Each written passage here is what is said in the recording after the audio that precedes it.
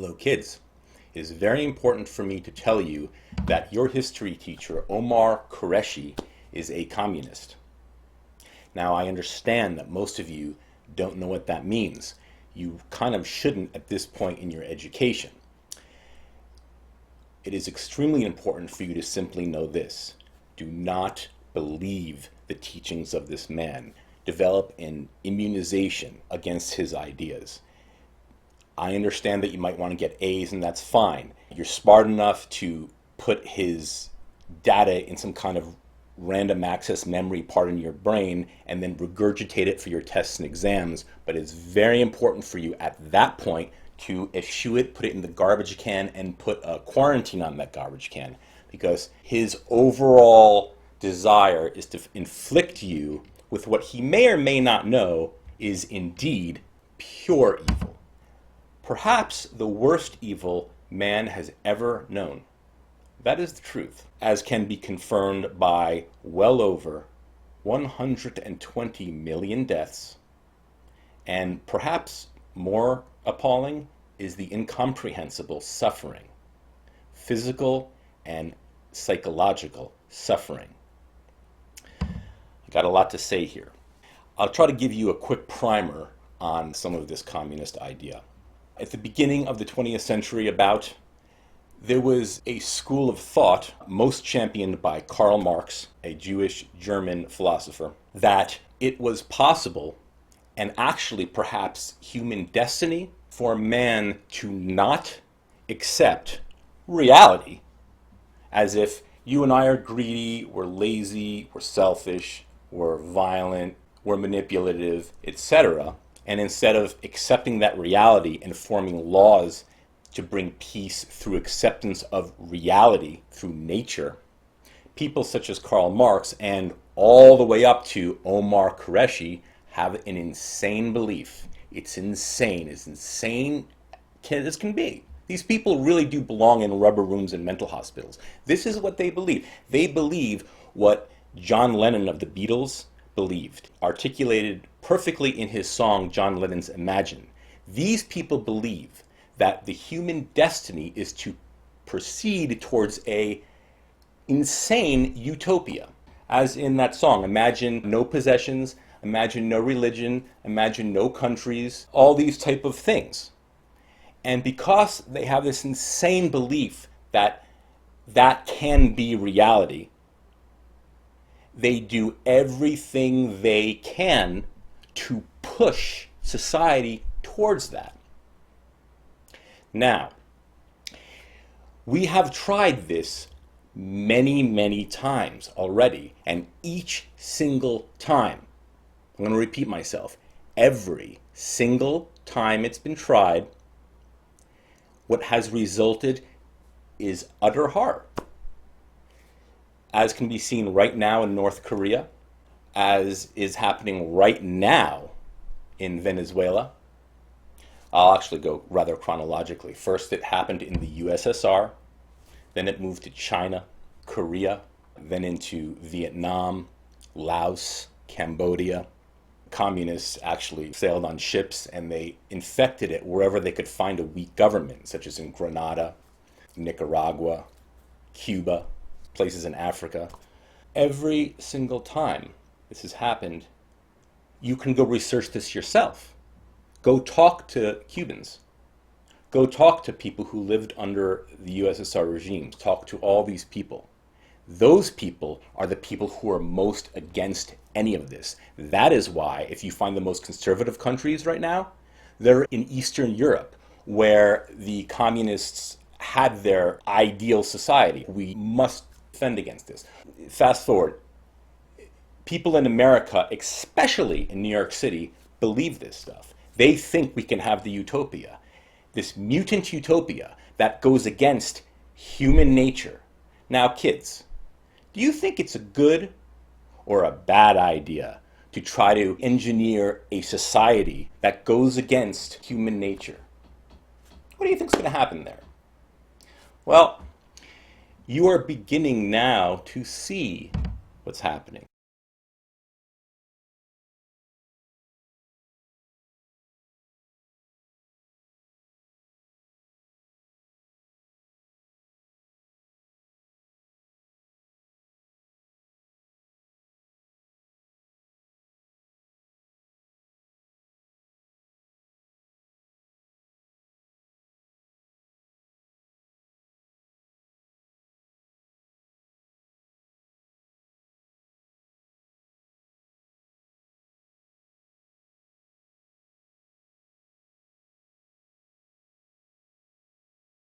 which is why I make these videos. This oppression and silencing of other thoughts, this is what happens in communism. This racism, this we are all equal and we will split up into groups to make sure everyone is equal. There is not individual liberty. There's collectives that are most important. It's insane. And thus breeds racism. And then they like to put this into economics, which leads to the total end of starvation, etc. But right now they pretty well have achieved the cultural part of this communism, and you are feeling it. This is why you can't speak like me. This is why you can't say, you know what, I think a man should be a man and be dominant, and I like a female to have female energies and be rather submissive and elegant, and let the man take charge, and I like her to be rather mysterious, and I think a man should be direct. All these type of things they can't handle because it's natural. It's not part of their mutant, sick utopia, which, by the way, I don't want to digress too much. That's why New York men are so screwed up, because you people are taught basically how to never ever get laid ever again. And women are becoming insanely frustrated because they have female men to choose from. And these communists say, well, don't worry about it, females. You need to just be more like men. And then we get feminism. And see how insane they all are? I digress. Omar Qureshi is one of these, I should say, religious people. I can prove this. It's insane. It's right out of Orwell's 1984. These history teachers try to do everything but teach history. I'm going to say that again. And note Orwell's 1984 comparisons. Omar Qureshi, what is he? He is a professional history teacher. What do you think a professional history teacher is supposed to do? What do you think, kids? They're supposed to teach history? Well, Omar Qureshi, the professional history teacher, does everything he can to avoid teaching history. This is what happens in communism, because he knows if kids actually study history, they will learn from it. And that is the terrifying result of learning history to these communists. So they have to employ people to distort, twist, any way they can, destroy history, destroy facts, subvert, say you don't need to learn this, this is not how it really happened, oh, this person was crazy, oh, you're misinformed. They'll do anything they can to avoid teaching you history, because, as the famous saying goes, which you probably don't learn anymore, the reason we teach history is because if we don't, we will be condemned to repeat it. That used to be a household saying. Now, I will show you the evidence of, let's just be nice to Omar. Let's just give him the benefit of the doubt and say that he has no idea how stupid he is, because if he did know what he was doing, we would have to admit that he was pure evil, because he is indoctrinated with evil. But I'll give him the benefit of the doubt and simply say he's completely insane and absolutely unworthy of holding any teaching position in history, and probably any teaching position at all. And by the way, as a relevant aside, note, I think this person has a master's degree from Chicago University. These people have master's degrees in history. I hope now you can start to realize the sham, the travesty of our academic institutions. This guy has a master's degree in history, a long tenure of teaching history. He hates history. And he is given the professional role, and he is paid money to teach you non-history. Do you understand why I make these videos now? And this is why New York City is utterly hell. This is why you can't find a single person who wants to vote for Trump, because he will be physically assaulted, as you can see on videos. What will happen if one adult in Browning said, "I like Donald Trump." Don't you think these liberal academics say, "Oh, I disagree with you, but fair enough, you have a certain way of looking at it"? No, they will fire him. Such is communist atmosphere. Complete asphyxiation of free thought, of liberty, of free speech, etc. Here is a quote of his. "You start thinking for yourselves. I'm teaching you thought right now. Think for yourself. Engage your mind. You're smart kids." What do you think of this sentence? It is certainly undesirable to present the past as it really was. Do you think that is worthy of a history teacher to say that? Yes or no? He continues, "History as such may not have much meaning." Oh? If you teach history as it is, it might not have much meaning? I will be saying this a lot. The reason he's telling you this, because if you study the results of things such as, very specific to him, communism, you will eschew communism. He wants to bring you communism. I will show you plenty of evidence. By the way, as explained, you can find this yourself at Browning Edu / Theory to Practice / OMAR QURESHI. Let's move on here. He says, listen to this. "As soon as one attempts to settle on a perspective, an interpretation, a story, or a theory to make this detail mean something, yet more facts encroach to erode our seemingly premature generalization. That is called subversion. That is spin." See? You need to really start understanding this stuff.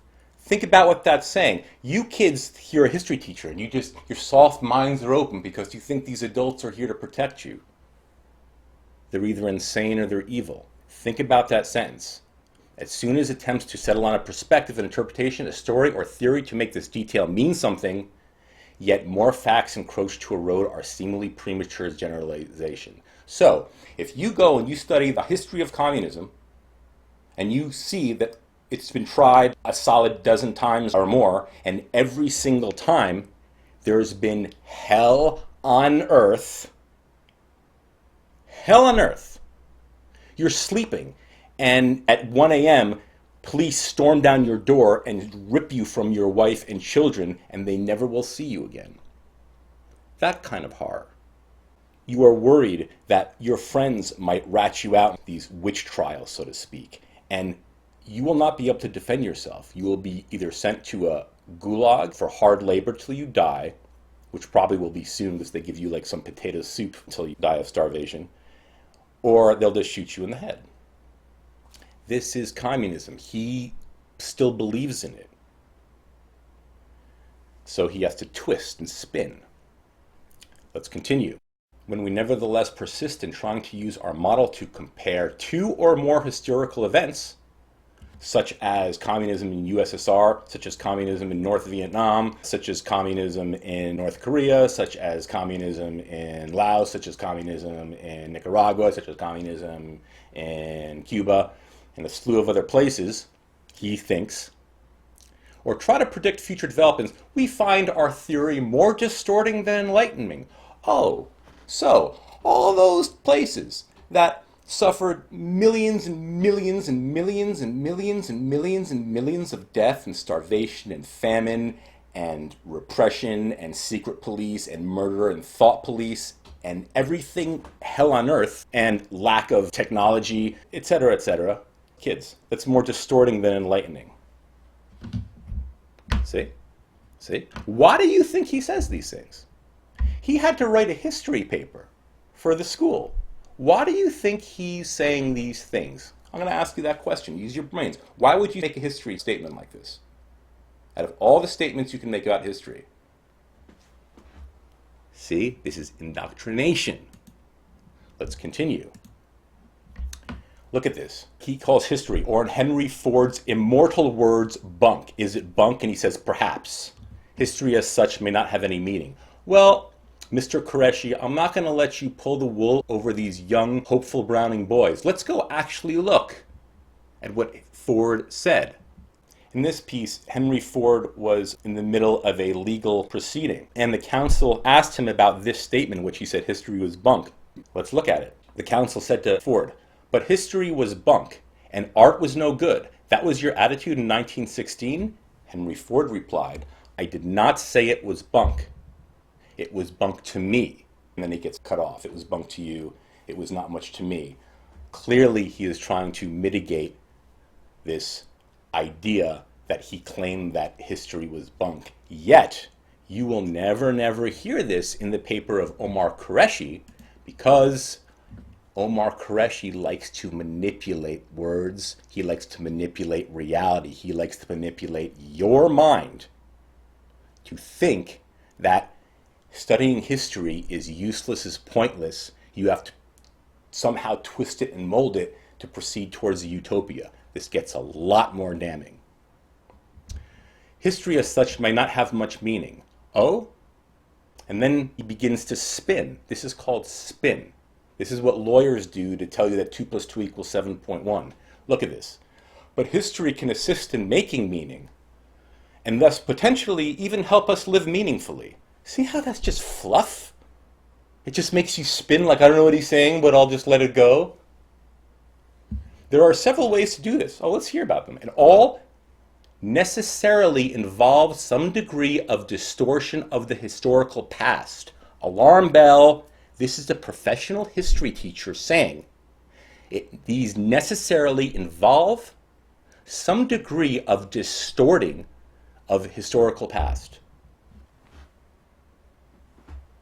Kids, are we beginning to realize how sick it is that these people are paid money to teach you history?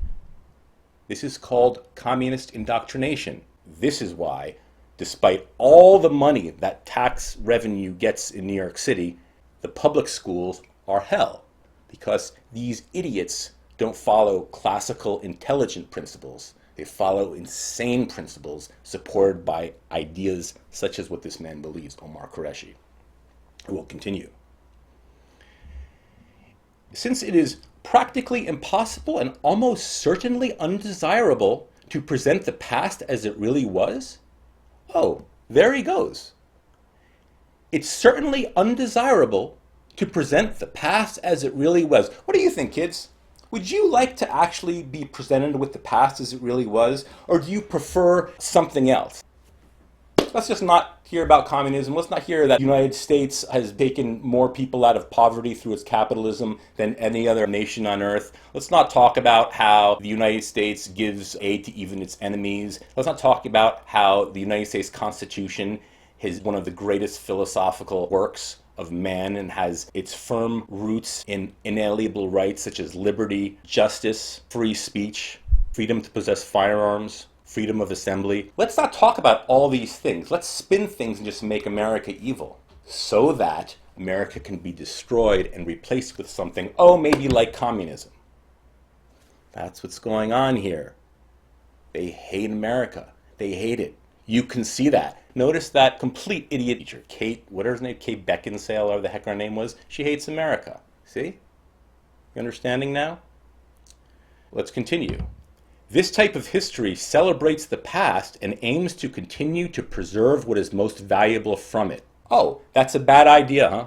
This type of history celebrates the past, celebrates the strengths and accomplishments and efforts and love and legacy and wonderful tale of your forefathers, as well as the tale of all humans around the world. That is something you don't want to preserve. You don't want to preserve what is most valuable from it. Because that would be naturally, as he says, that would be naturally conservative. I am a conservative. To that degree, it also reinforces group and individual identity. What's wrong with that?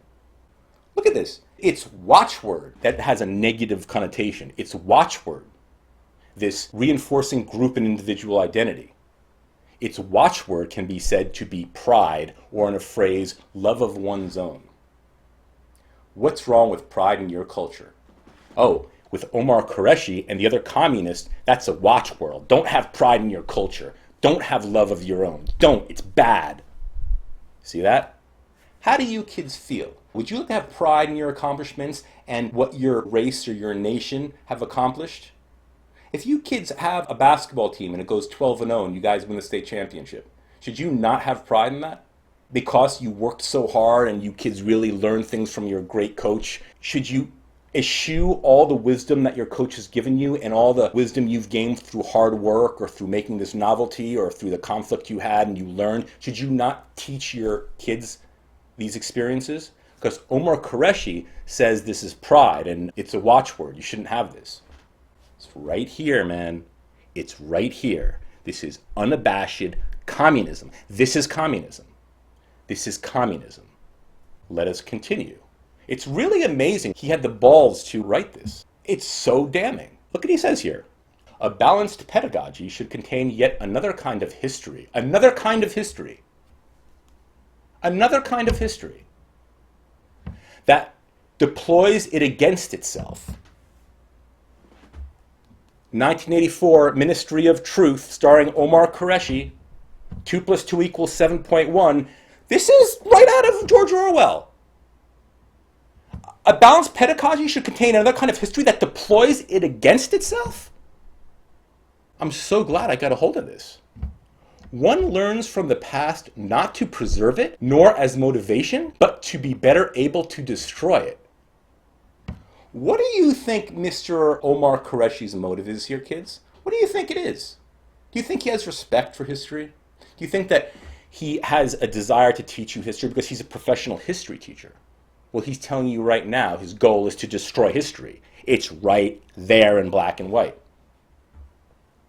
Or at least portions of it. But it's better for Mr. Qureshi to say, but to be able to destroy it, and then just to give him a thin veil of defense against people like me, a very thin veil, comma, or at least portions of it. Why would he say this at all, unless he wanted to get this out to his safely enshrined fellow comrades in Browning, safe in his academics, away from people like me? Yet when people like me come on the scene, these people get destroyed, as you can see. He continues, ideally supplemented by an always partial rejection of history.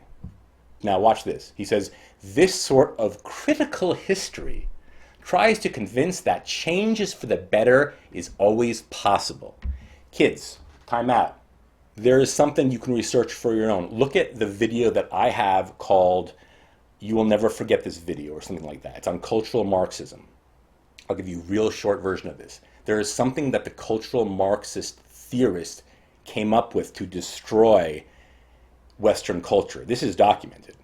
It's called critical theory, derived in what was once the Frankfurt School and then moved to Columbia University at the beginning of World War II because most of these Marxists were Jewish and they feared the Nazis and the Nazis hated communism, so they had to leave. They went to the Columbia University in New York City, hence a big reasons why New York City is so communist. And they invented critical theory, which a seminal work was called Pedagogy of the Oppressed. Completely insane. Diabolical book. And this spawned everything that ends with studies. Okay? It's called critical theory. So you get feminist studies, queer studies, whiteness studies, African American studies. And as you very sadly will experience in your college days, everything with the word studies, that's not history, chemistry, mathematics, anything that has studies is a product of critical theory, which is Marxism, which is communism.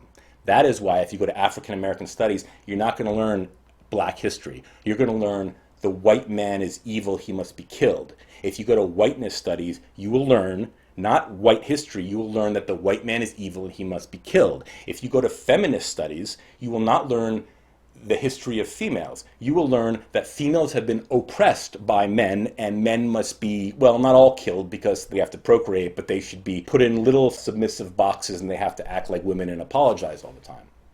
It's all Marxism, okay? So when he says this sort of critical history, he's referring to something. He's referring to critical theory. He's referring to critical theory. He knows it.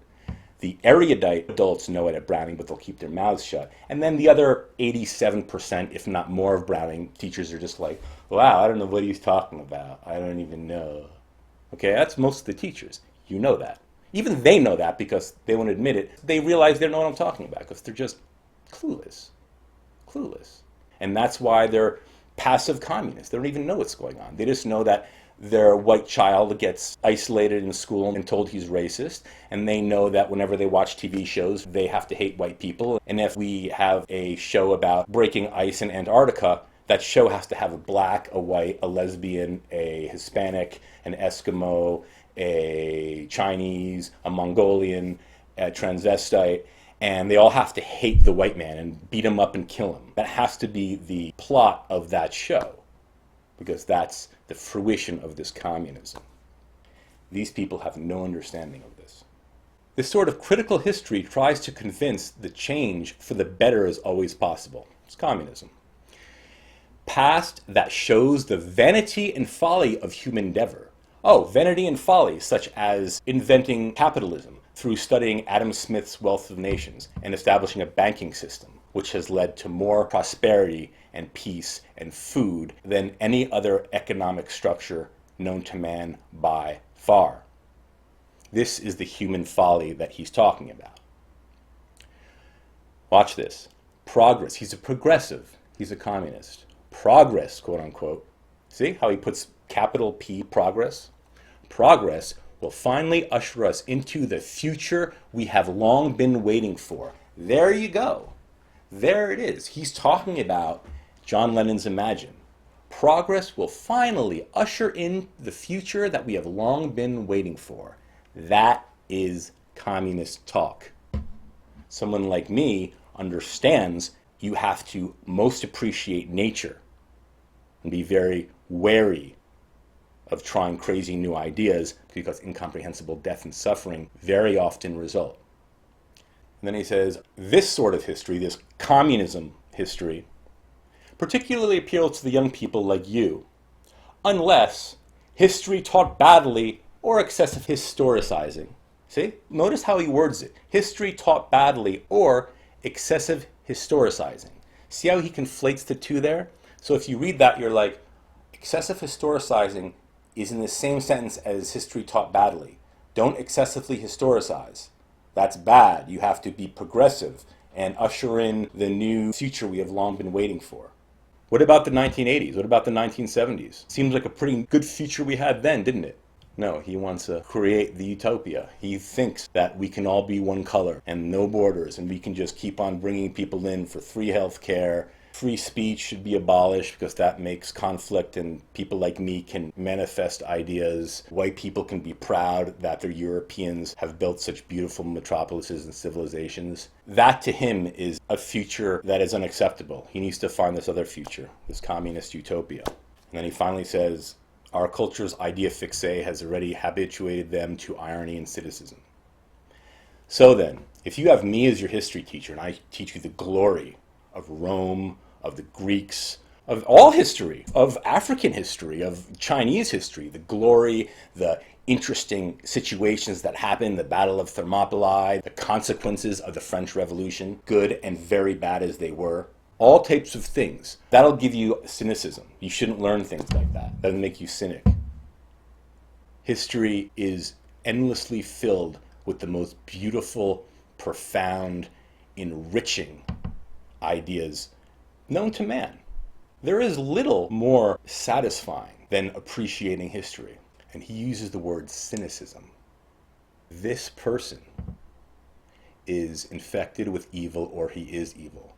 Whatever the case, he needs to be avoided at all costs. You kids need to tell your students and below in some kind of Browning tradition to never, ever listen to anything that comes out of this man's mouth. I understand that you need good grades. Oh, it's difficult. You're going to have to put it in your read-only memory, regurgitate it, and then vomit it out. But I just hope you don't get indoctrinated, because that's exactly what he wants, and that's exactly what Browning wants. Because they're all communists, or they don't know what's going on, but they think everybody means well, and it's all going to work out in the end. Yet look at the state of New York City. Notice how there is no one in New York like me. Why is that? Because everyone's terrified to be like me. They're terrified. That's what communism does. Makes people terrified of saying the truth. Or they will lose their jobs, they will be beat up, they will be murdered, their kids will be murdered, etc., etc. So everyone keeps their mouths shut and they go on the communist way. That's what it's like in USSR and everywhere else. And then when the economy becomes communist, starvation sets in because nothing works correctly. Basically like New York is slowly to be, because you have complete idiots in this social justice equality way saying, okay, we're just going to give you money even though you can't speak English. We're going to have you teach English because we don't want to be prejudiced, and we can't have scientists having free thought or having competitive reasons for selfish gain to actually progress. Everyone's going to get paid the same. That really will work out, but in reality it doesn't work out because people are lazy. You go to a communist country, my friend said he was in a communist country, he missed the train because it left early. See that? The engineer had no reason to be on time to leave because he wasn't going to get fired. Who cares if he gets fired? He's going to get paid anyway. No one cares about anything. The society breaks down, then famine sets in, and then utter hell kicks in. Totalitarian dictatorship, you must be repressed by physical force or else you'll totally revolt. And the establishment can't handle that because their heads are going to roll. Hence the USSR. Omar Qureshi either doesn't understand that, even though he has a master's degree in history, but probably he's just indoctrinated by MSNBC, by his former teachers indoctrinating him. It's so bad. It doesn't get any more toxic than this man. Avoid being influenced by Omar Qureshi at all costs.